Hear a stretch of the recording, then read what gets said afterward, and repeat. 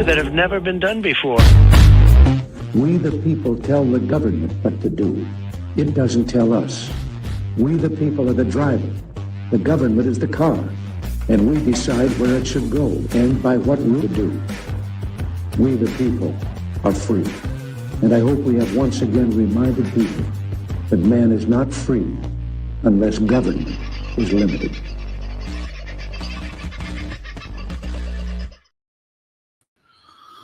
Oh, there I am poking around down the bottom there. Hello, folks. How are you? Oh, I'll get the right one. Put me all the way up. How you doing on a Tuesday evening? First and foremost, my apologies for last night. Where do I begin? I had a very busy day yesterday. It was, in fact, a great weekend after the Ainsley opening on Friday night. Beautiful evening had at the Sofitel in Brisbane by all and sundry, including the Mayor of the Gold Coast and many other salubrious types who turned up.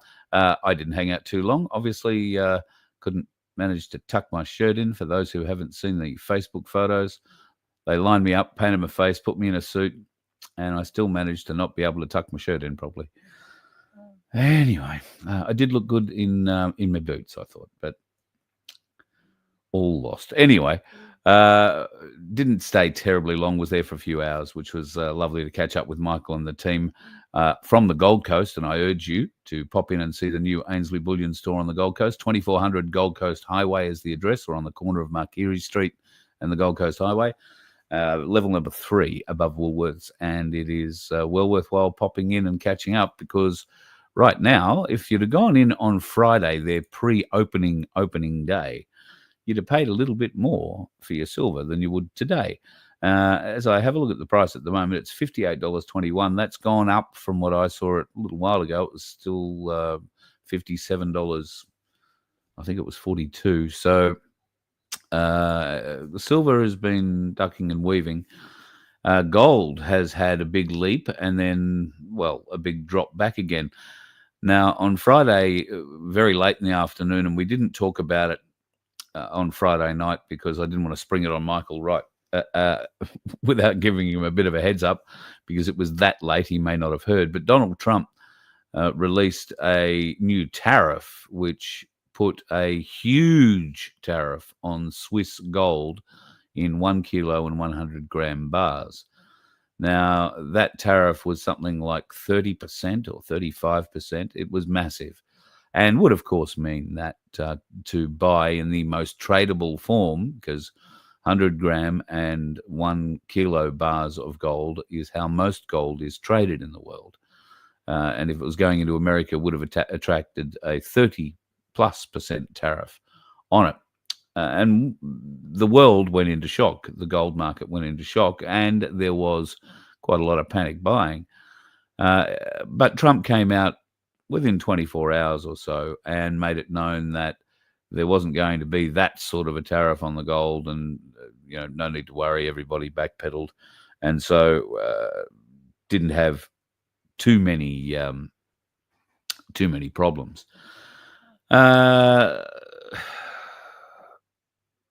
Then, after all of that got backpedaled over the weekend, I thought, that'll be nice. We'll have a little bit of a rest. We'll do a bit of work. And Sunday I had great opportunity to get some good stuff put together, and some of which we'll see tonight. And then Monday happened. And Monday started out ordinarily enough. I had to go and do a little bit of filming, a bit of interview work. And that was going to take me until late in the day. So I expected that I would be back here to try and put something together pretty much by 5 o'clock. And that's sort of where I was at. And then I started getting phone calls. And boy, those phone calls were fun. Turns out yesterday and the day before were not terribly salubrious days for friends of mine. One of whom fell down a set of stairs, and it turns out may have had has had a heart attack, either prior to falling down the stairs or after falling down the stairs. It's hard to understand which way that works, but they're still in hospital and are in quite a serious state when I found out about it last night. And I wanted to find out all I could, obviously, and see if there was anything I could do to help. I managed to get a hold of her son and They took me through what was going on. Turns out that it is a fairly small heart attack, if that is the case, but because there are other complications, diabetes and whatnot, they're all there are other markers to watch out for. And then Dwayne, who we talk about here on the show quite a lot, my old mate who helps me whatever we're doing here on the property. Dwayne's gone off to have a bit of a break and do a bit of fishing, which is what he's very, very good at. Spent 33 years on trawlers, so the bloke knows how to catch a fish and tie a knot. But Dwayne was driving his, and I cannot believe this, his new to him 2000 model 79 series Land Cruiser, which had just had a complete roadworthy and whatnot done on it, had a bit of work that had been done on it, full roadworthy, and just been registered. And he'd driven it back up north to where he parks his tent when he's not doing work around here, which is beautiful on the side of a river with a few mates. And he went out driving down the road. Thankfully, wasn't going terribly fast, but came to what is a S in the road, if you like, and he needed to put the brakes on, and there were no brakes. So the car wound up rolling. He has been into hospital and had surgery, day surgery on his knee, which was gashed really badly, and took a chunk out of his kneecap and has taken a chunk out of one of his tendons. So there's been a bit of surgery required to put him back together again, but he was in a pretty sick and sorry state. And I found out about that about the time I should have been starting up with you last night. And so I was on the phone to him trying to find out what he needed and how we can help. And boy, if you knew that, if you knew the amount of help that's gone into getting him that car, you would be as dismayed as I am at what's happened. God, he must have run over a Chinaman and then backed over him and then at some stage, because this vehicle was quite seriously the best thing that could have happened for him. And then the brakes stopped working. So if you would, please put Dwayne in your prayers and put Kylie in your prayers for speedy recoveries for both of them, if you would. Now, I did tell you that we were going to do something a little special with Vincent. Oh, God, he's going to hate me. Sorry, Vince. I should never call him Vincent. Don't ever call him that. All right. So he has been a very busy man, I've told you, over recent days and weeks. We've had a little something we're trying to put together. And that is in conjunction with our lottery, which, can I tell you, folks, requires 23 of you to buy 20 tickets each before this draw number 4 is over. And got to be honest, can't wait to get rid of draw number 4 so that we can put draw number 5 on and not only give away $750, but also a gram of gold coming your way. All thanks to one of, or a couple of you folk who've donated the 1 gram of Ainsley Bullion minted bar to be given away every 5th lottery. So I have them here for you, folks. They are in my hot little hand, and all we've got to do is get rid of draw number 4. And like I say, 23, I think there are 260 or just under 260 tickets left. And if everyone bought 20, then I think we would require 13 people. Does that make sense? 26 if you buy 10. I don't know, keep halving it, doubling it, doing anything you do. But it would be awesome if we could give you or someone you know $750 to help out. It'll also go to help out the Good Samaritan Donkey Sanctuary, who, have been under siege in all sorts of different ways over recent years, but most lately it has been weather. And Sandy and crew were underwater again late last week, and over the weekend more rain came down into their neck of the woods. Today, it looked like nice blue skies. And this is Chuck. Now, Chuck is a very new arrival at the Good Samaritan Donkey Sanctuary. He's, I think, 15 years old. And because of the age of his previous owner, they found themselves unable to look after him anymore. So it's wonderful that Chuck can get to the Good Samaritan Donkey Sanctuary. I'm not sure that there is the sanctuary. I've never seen those sorts of trees on the sanctuary. So, but Chuck has arrived, and he has settled in with Walter in the isolation pens. They're making friends, and very soon they'll be released out into the rest of the herd, which I'm sure that they will look forward to. So, a little bit of every ticket sale goes to help the Good Samaritan Donkey Sanctuary. And we've been looking for ways and means to increase the ways of helping you. And as I said, Vince has been busy. I've been busy trying to think of ways that we can do that. And of course, we thought there might be a little bit of silver involved. Now, I have some Byron Bobs. If you want to buy a roll of Byron Bobs, that's sort of what a roll of Byron Bobs looks like. There are 40 of them in that tube. I only have rolls of 40. I believe if you go to ainsley.com.au, you will be able to buy rolls of 15. But what we thought we might do is give you the opportunity to pick up an ounce of Byron Bay Bobs and present them to you in something that's a little bit flash. I don't know if you can quite see that. You can't see, but this little bit here is actually my head, the logo that Vince has 3D printed. I don't think I can quite get it on an angle for you to see.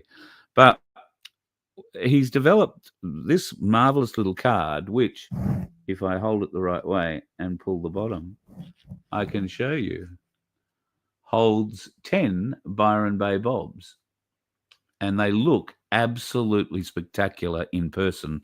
I don't know, without the right light, how you're seeing them there, they won't tip over, or tip out, but I just don't want to trust it too much. So the little lid slides back on, and that could be coming to you real soon.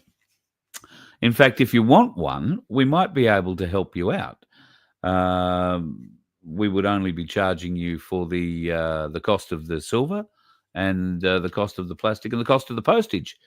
But if you would like one of those, then reach out to myself or Vince, and we will see what we can do for you. It's a beautiful little holder. It's made out of plastic, this one, and fully plastic printed, designed by Vincenzo. And like I say, the lid just slides off, and it's a beautiful little display for them. And God, they come up so well in that blue. And 5 aside, that gives you 1 ounce. So whatever the going price of a ounce is, or what did I say before, $58.21 or something like that. And then I don't know, it won't be too much on top for the plastic and the postage, although I can tell you the postage will be $12 because that's what it costs to get it to me. But if you'd like one of those, then we can help you out. Carl at vofhq.com or Vince at vofhq.com, and we will look to help you out. Whew. All right. Have I said everything I needed to say about those people I needed to say it about? I think I've probably ticked most things off the list. I do want to talk and say hello to Rachel, who's in with a bit of trouble tonight by the look of it. You need some help. Last 3 months, you've been experiencing neuropathy in your right big toe, now sometimes spreading to the sole part under the little toe, and pain up the right leg sometimes when it's bad. The left foot is starting to act up in a different area, in different areas. Your Anabone program is the only one that gives you noticeable relief. Know very little about neuropathy. Is there a supplement plant I can take other than magnesium, which will give me some relief? Also, could be diabetic, but probably more thyroid related. Okay. Well, knowing a little bit about diabetes, not because I have it, but because the aforementioned Kylie does, neuropathy is something that is affecting most diabetics at some stage, depending on what sort of care you take after yourself. But eventually, I think it gets to all of you. I haven't heard of anything to do with ways to help there, Rachel, but I'm sure if there are people in that may have already come through since I started those comments a little while ago, there might have been some people who've thrown up some advice there already. If that isn't the case, I will forward this to some people who can reach out to Barbara O'Neill, and we'll see whether or not she has some form of suggestion for you to try. Hello, Gay. Now, here's an interesting one. I hope you're doing well over in your part of the world. Life, the universe, and everything is hard everywhere, but I think life in your part of the world, being America, is going to be a little bit that way. Somebody sent me a real estate file yesterday for a home in Tennessee and said, here's what $750,000 buys you in America. Now, I don't think I've uploaded because I've got a full screen of other stuff in there tonight, but the house was very nice. It was a 2-bedroom, relatively modest in bedroom size, but 2-bedroom, 2-bathroom, upstairs, downstairs, and a basement. Also looked like it had a form of an attic that you could store things in or put an office in or a variety of other things on a bit of land in a gated community. All sounded pretty nice. $750,000. Something comparable in this country, you would be paying for over $1 million around Brisbane, probably closer to $2 million in Sydney, and probably somewhere around 1.7 or 9 in Melbourne. I don't know about Adelaide or Perth or anywhere else, but very nice place. So I did the math on turning it into an Australian dollar. It was $888,000. So somebody suggested that maybe I should go to America and find a wife, Gay. That's how I got onto this subject the first time, because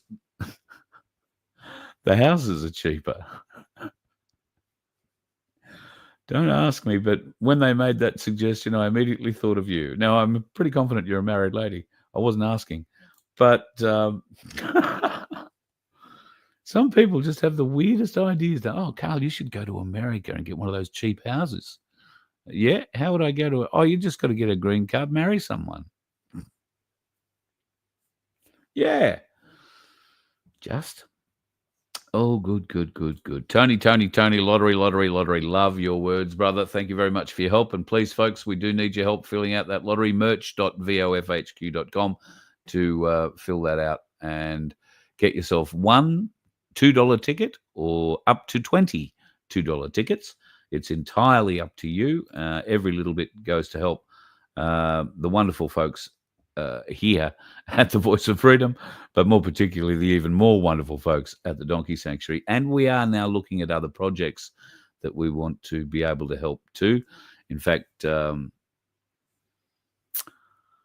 without putting too many words on it, I'm going to be reaching out to a fella shortly. We hope to have a conversation with him. He wants to set up a retreat for veterans or a respite center for veterans. So we would be very, very keen to help support anything to do with our return service people. And I've just got to have a bit of a talk with this guy and find out the ins and outs of what's going on.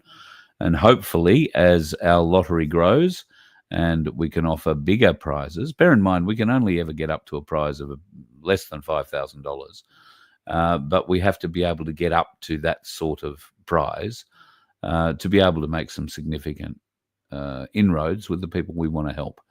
And the Donkey Sanctuary certainly will be one of those.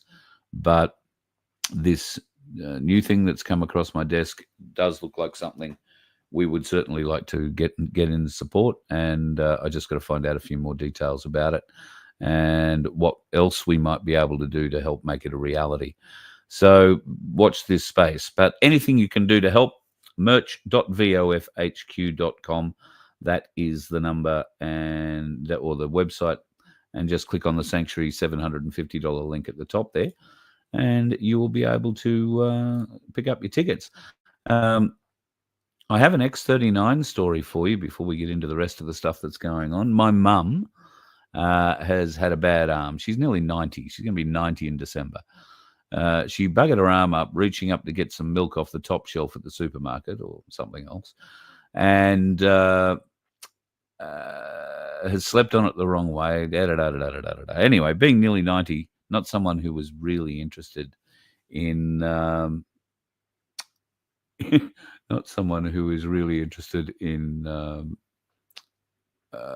giving up or doing things the easy way. she's managed to do a little bit more harm to herself and eventually said something. So I said, look, I'll bring you down some patches. Well,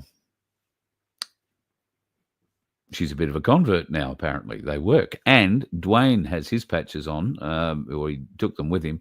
So I advised him last night to put them on. He is black and blue from being thrown around the inside of the cab.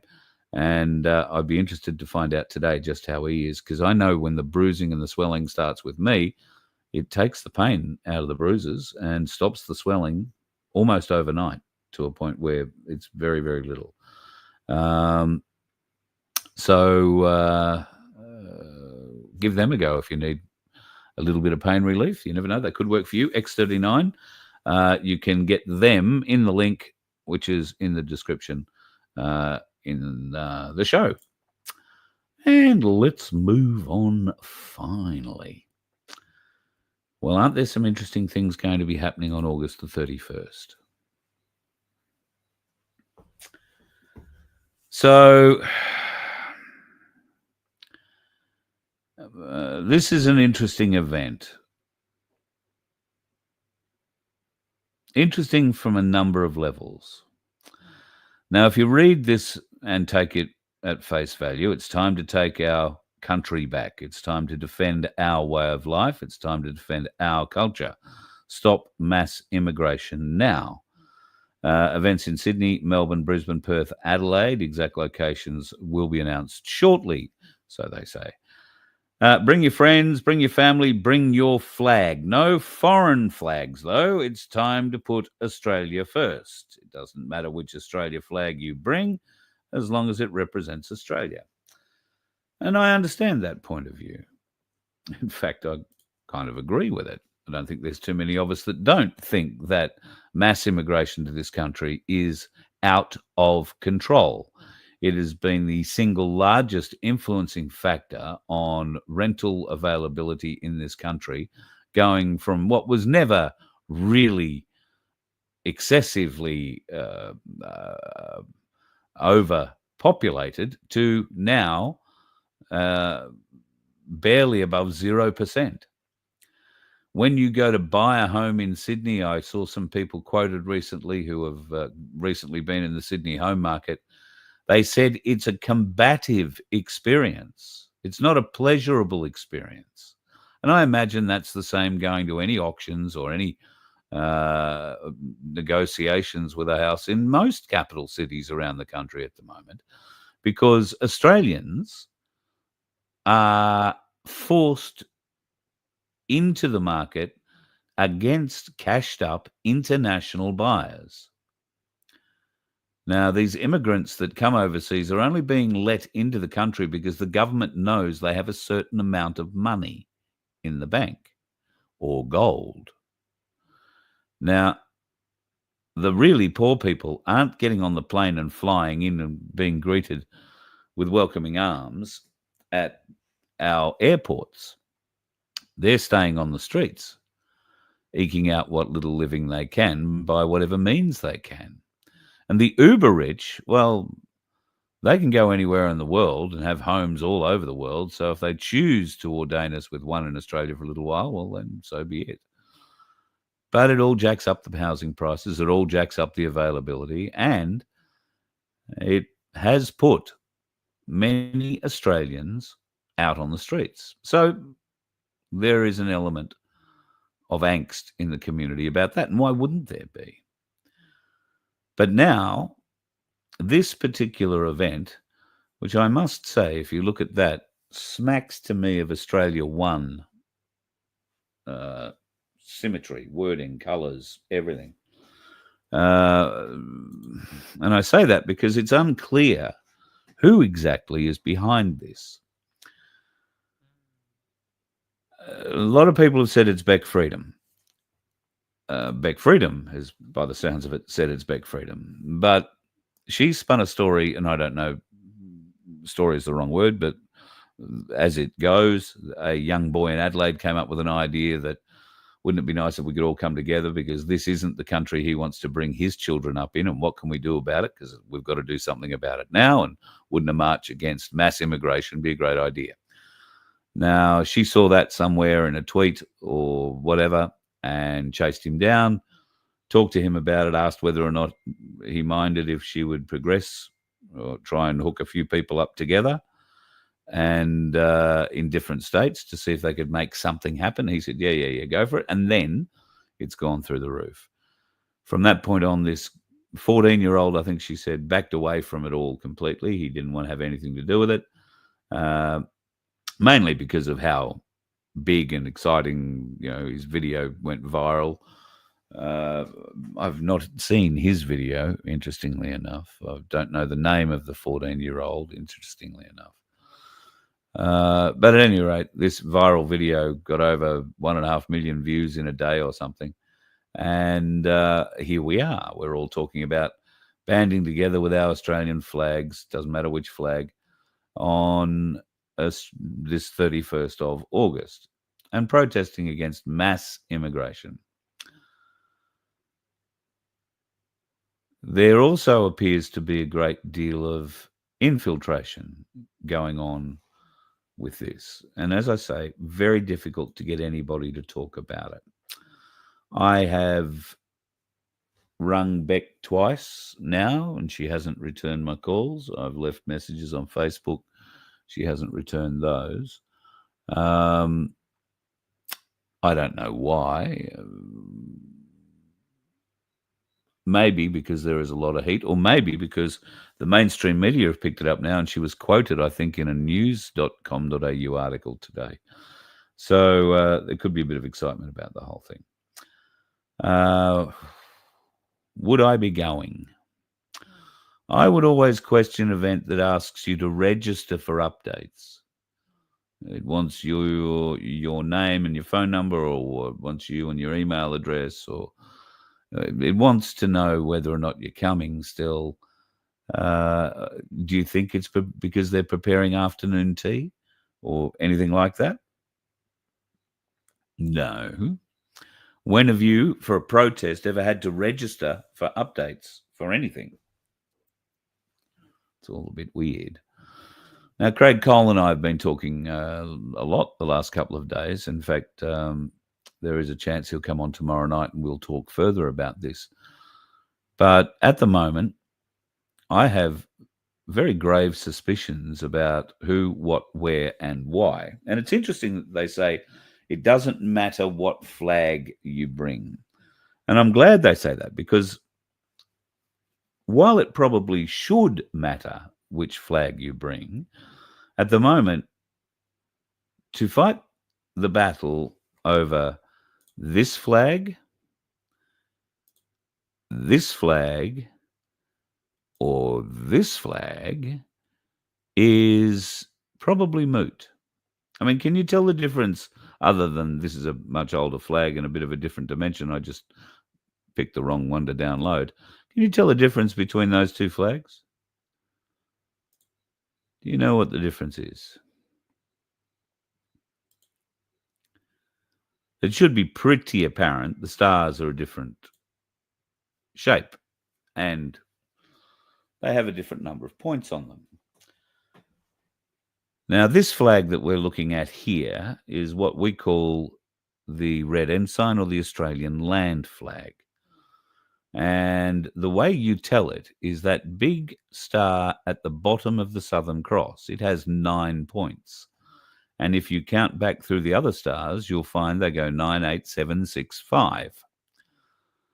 Now, that was the flag that Australia fought under in the Great War. This was the flag that Australia and New Zealanders, to a certain extent, but mostly, obviously, Australians, died under. So this is why this flag means so much to so many. And this flag was changed to this flag at one stage. Now, the reason that they changed it in 1903 was because it was easier to print than this flag. Now, why did these stars have a different number of points? And as the story goes, it's because of the brightness of each of those stars. the brightest star in the Southern Cross group was the bottom of the Southern Cross. That's why that star has 9, and then 8, 7, 6, 5 for those in successive less brightness. So that's essentially how that flag was determined. And then in 1903, they decided to stylize it and call it this, which is now the, well, you could call it the naval flag, and you wouldn't be too far from the truth. Although the other interesting thing with our flag was that the blue one was also, or a version of the blue one, was used to work for the government and for the military only in the early 1900s. But this one was officially adopted in 1953 in the Flag Act and started flying in 54. So does it matter which flag you take to this rally? No, it probably shouldn't, because while there is a great argument that the only flag we have is this flag, and it's an argument I would support, where is the point of trying to educate everybody carrying this flag on the day of the march? Because you're just going to try and red pill a whole heap of people who are there basically on our side, and they're going to get, the message will get lost. Nothing will be achieved. So flags we can deal with later down the track. What we need to wonder is who's going to be speaking at these events, because very rarely these days do events of this style happen and there aren't speakers somewhere along the line. Or do we all just walk along a bridge, walk over the bridge, walk back across the bridge, wave a lot and go home, which will do absolutely nothing? I mean, what is this going to achieve other than, if you put your name down to register, the fact that you are going to be branded racist, anti-Semitic, all sorts of horrible shit, all because you went for a walk to support being Australian. Now, Abby Chatfield, you remember Abby Chatfield, former colleague? I never met her. I say radio colleague because, you know, anybody who works in radio is a colleague, I suppose. She found it a bit hard and had to get out after they asked her to work for $250,000 a year. But I got to tell you, Abby Chatfield's little meltdown, I guess, in the last 24 hours is probably what you would call this, has been quite disgusting. She has called all of us, and hang on, let me just scroll down to where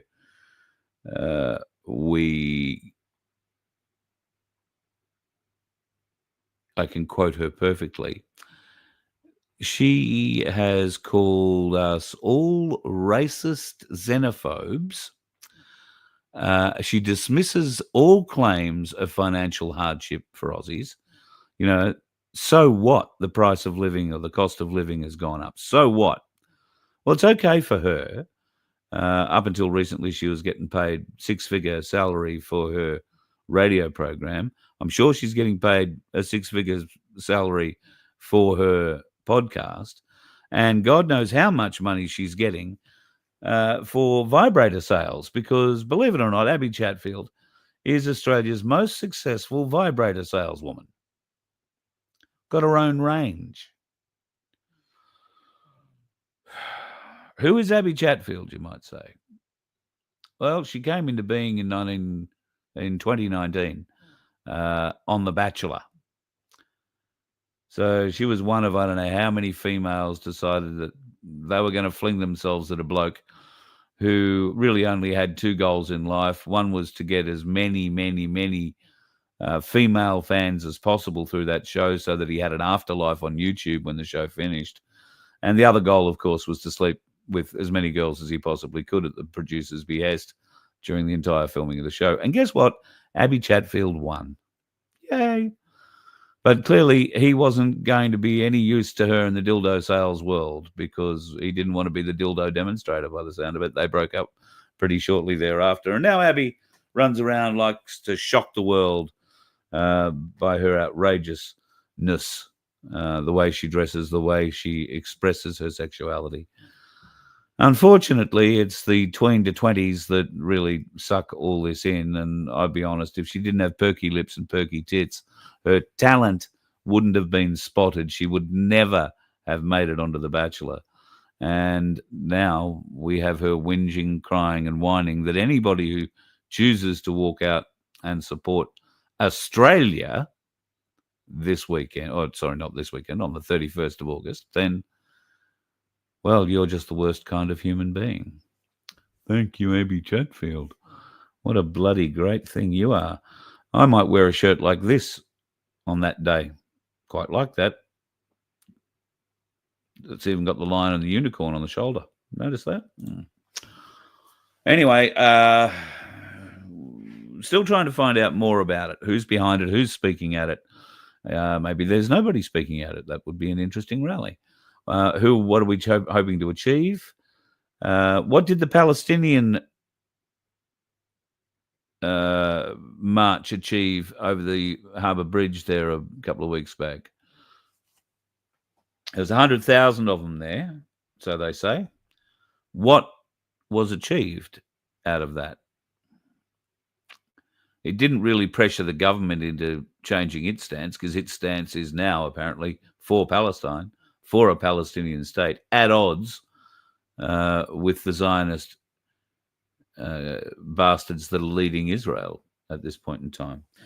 And I do feel very sorry for the Jewish nation that doesn't understand the difference between their religion and the bastards that are currently running their country, because there are two very big differences, or more than two. They are very different. But unfortunately, many people refuse to open their eyes, or while opening their eyes will make excuses, and they've been conditioned for that. Working on something like that at the moment, and we will hopefully, depending on what happens in the next week or two, we'll bring you some more about what's going on in Gaza. Nancy Pelosi on fun terms with the world. She, you might recall, used to be the Speaker of the House. The Speaker of the House has a lot of responsibilities. The bigger responsibilities, one of the bigger ones that she has, is to protect the Capitol. And she was in charge of protecting the Capitol on January the 6th, when Donald Trump was supposedly starting some sort of coup at the Capitol building. Well, it turns out that the Capitol Police Chief, a guy called Stephen Sund, has come out and basically held the middle finger up to Nancy Pelosi. He says, and he has stated repeatedly, that he begged her via her intermediary, her close contact, her sergeant at arms, as he is known, for National Guard support on January the 3rd, saying, we're going to be overrun, we're going to be overwhelmed, we don't have enough people, can you help? No, was the answer. Denied was the answer. Now, he kept asking for help all the way up to and including January the 6th, but was denied. Now, he was also given a call by one of the Federal Bureau, actually it might have been the Pentagon from memory, that called him to say, hey, listen, do you need a bit of National Guard help? We're prepared to offer it. But he, the Capitol Police Chief, Stephen Sund, was not in a lawful position to be able to accept that help from the military. So therefore, none of it happened. Now, of course, we all know what happened that day with Nancy Pelosi. She, along with every other member of the House, went and ducked for cover. But this is what Sund has released through X, and he has made statements to Congress. Ma'am, it's long past time to be honest with the American people. On January 3, I requested National Guard assistance, but your Sergeant at Arms denied it. Under federal law quoted there, I was prohibited from calling them in without specific approval. That same day, Carol Corbin at the Pentagon offered National Guard support, but I was forced to decline it because I lacked the legal authority. On January 6th, while the Capitol was under attack, and despite my repeated calls, your Sergeant at Arms again denied my urgent request for over 70 agonizing minutes. Agonizing, not antagonizing, I beg your pardon. Running it up the chain for your approval. When I needed assistance, it was denied, yet when it suited you, you ordered fences topped with concertina wire and surrounded with armed guards and associated other bits and people. Thousands of armed National Guard troops turned up eventually, and Washington was locked down. All way too late. Nancy Pelosi's little world is falling down around her, as I suspect are many of the main players in the coup that has taken place in American politics over the last, call it 8 years.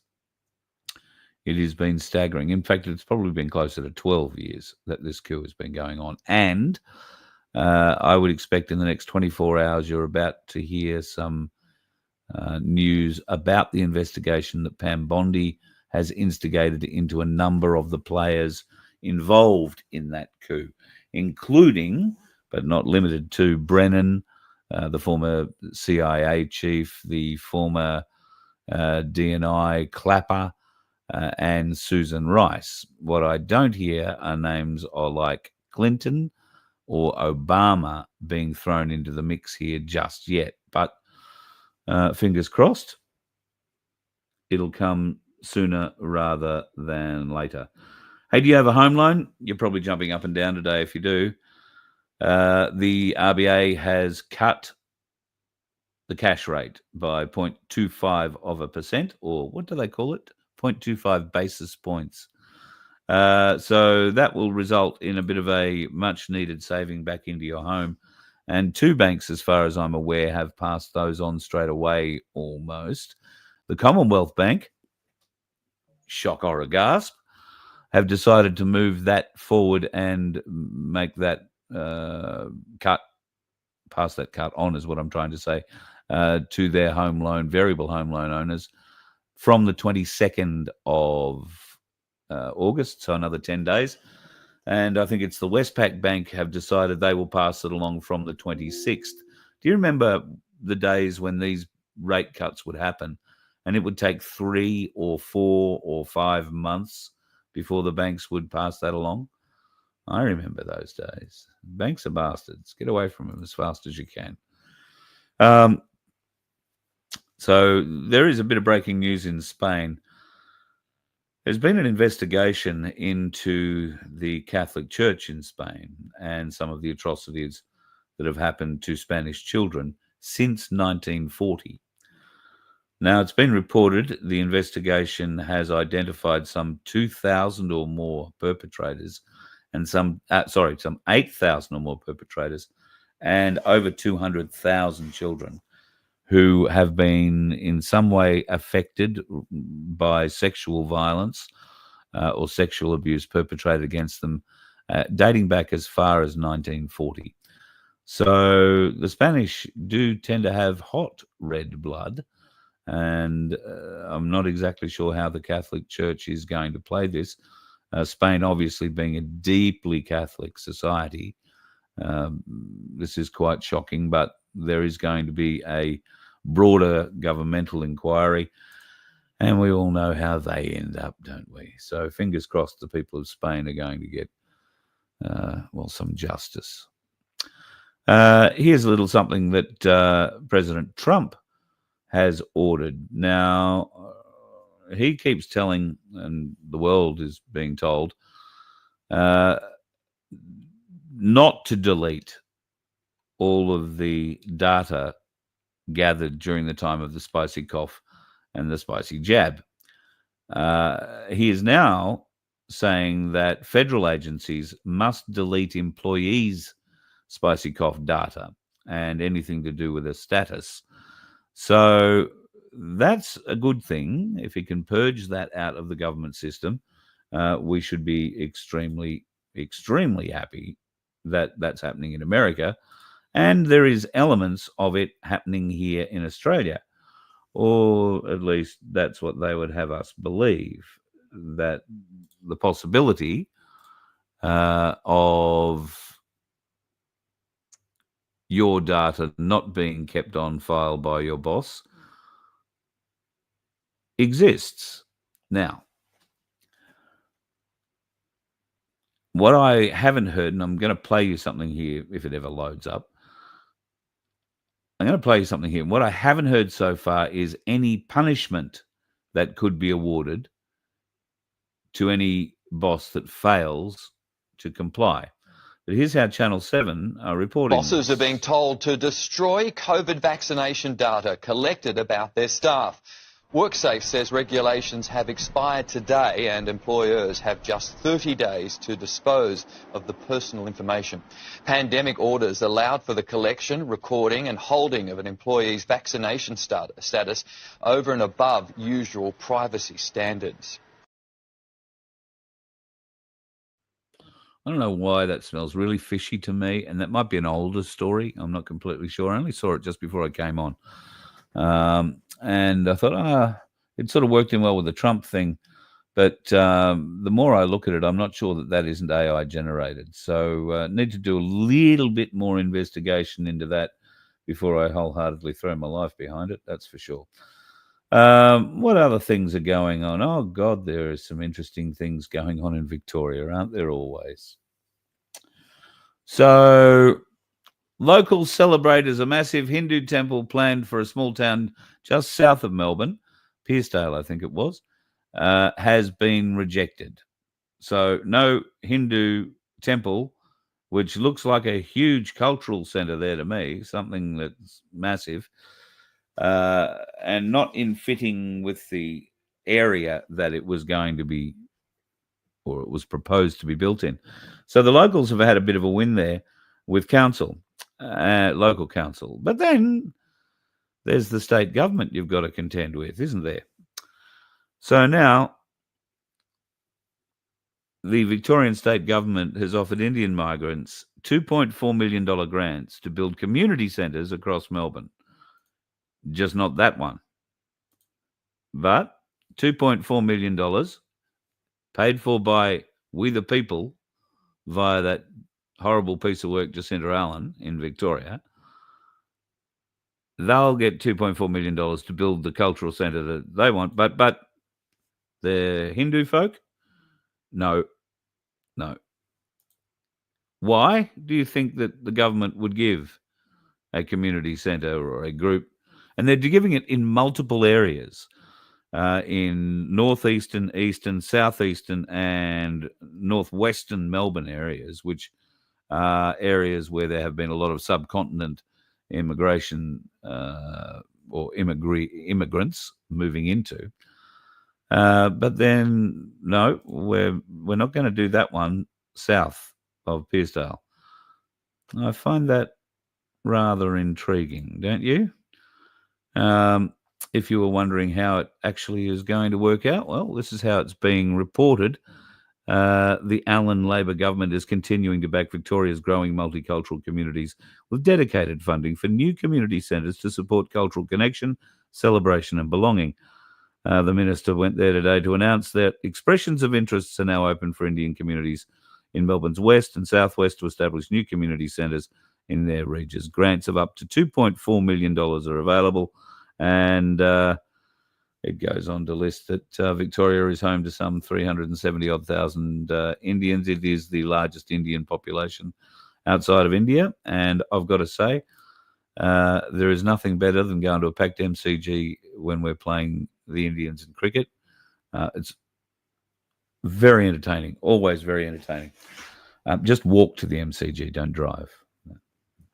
That would be my suggestion at any rate. So mixed messages going on in Victoria for cultural groups. Now, I've mentioned Indians there simply because of the contrast that is being thrown around, and they're targeting, or if you like, not allowing the Hindu-specific cultural centre to go forward, but they are happy to throw up $2.4 million and let others build whatever they want. Why would that be? Because they get to leverage control over those who will run those centres, because they provide the funding.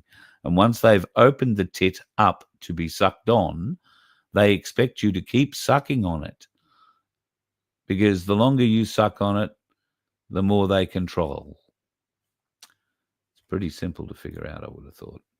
Dick Smith, I don't know where you stand with Dick Smith. A lot of people are quite divided on poor old Dick, but he puts his money where his mouth is, to say the very least. This is a notice that he put out, an ad, if you like, he put out in a number of newspapers. I think it was last weekend. This is going far and away against anything our renewables targets claim to be able to achieve. And of course, last week, if you were paying attention, you would have found out that there was a lot of truth about the government's projections versus reality when it comes to costs and how much output these things are actually going to create. So I just wanted to mention that, Dick Smith is out there doing his bit from time to time, and regardless where you stand, he does put his money where his mouth is, and I want to congratulate him on calling out the Australian media for not doing their jobs. The Australian media, we need a media that will stand up for the people, that will question on behalf of the people, and will actively seek answers from politicians who actively seek not to give them. Will they get off the pot, or will they just shit? Who knows? Who knows?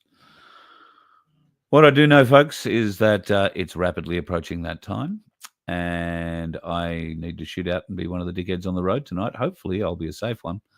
Unlike Dwayne, who's had his energies curtailed a little bit. I don't know what we're going to do about his car. It's got me buggered. But at any rate, poor old Dwayne, get soon, and to Kylie for her heart attack. And to you folks, if you're feeling a little bit off colour, if you're not feeling well, and if you can give Rachel a hand at all in trying to find something that could help out with neuropathy, then that would be absolutely awesome. And one last little mention, because I want to show you, because I just think these things are spectacular. I didn't know when Vince said, I could print something up, that these things would look so good when you stick some of those Ainsley Byron bobs in there. I can't wait to give you one of these. And it will be a giveaway in the near future. And okay, it's not going to be worth a huge amount of money, but this will be just a secondary prize to what we're giving away in our lottery, the $750 lottery. Please go to merch.vofhq.com and hit the Sanctuary 750 button and buy yourself a ticket in lottery number 4. Buy 20 if you can afford it, and get us closer to that 750 ticket sales mark. We can knock over draw number 4, give one of you $750, throw a few bucks towards Sandy to help out a few donkeys, and then launch number 5, where we will have an ounce of Ainsley Bullion gold to give you as a secondary prize there too. I'm really looking forward to being able to do that, folks. And if you're wondering what any of that gold looks like, it's pretty simple.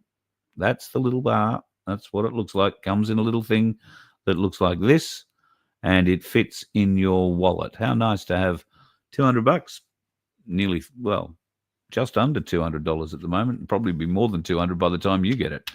So that in your pocket, or to have one of these lovingly handcrafted by Vince, coloured in by me, because the voice of silver in silver, the voice of freedom in silver doesn't come in silver. You've got to paint it on. And you'll get an ounce of those, 10 of those wonderful little Byron bobs, which you can also get from ainsleyBullion.com.au. But if you want to help out the voice of freedom, come to me. I can sell you some of those anytime you would like. Look forward to having your company again tomorrow night, folks.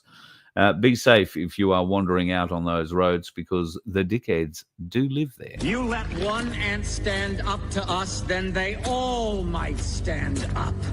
Those puny little ants outnumber us 100 to 1. And if they ever figure that out, there goes our way of life. It's not about food. It's about keeping those ants in line. That's why we're going back. Does anybody else want to stay? Let's rock!